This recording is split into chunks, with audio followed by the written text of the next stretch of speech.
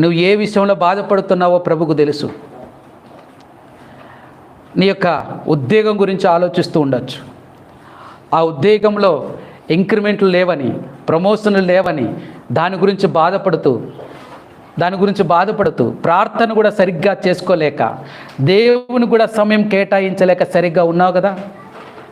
ప్రభు మాట్లాడుతున్నాడు, అంటున్నాడు, దారి తప్పిపోతున్న స్థితిలో ఉంటున్నావు కుమారుడా, నువ్వు మోకాలు వంచు, దేవుని సన్నిధిలో ఉండు, నా సన్నిధి నుంచి దూరం అవ్వకు, నిన్ను ఘనమైన పాత్రగా వాడుకోవాలనుకుంటున్నాను, ఓపికతో ఎదురు చూడు, సహనం కలిగి ఉండు అని ప్రభు అంటున్నాడు.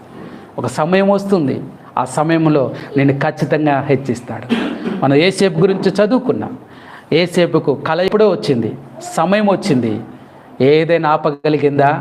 నిన్ను కూడా ఏది ఆపలేదు సమయం వస్తే. జకర్యా, ఎలిజబెత్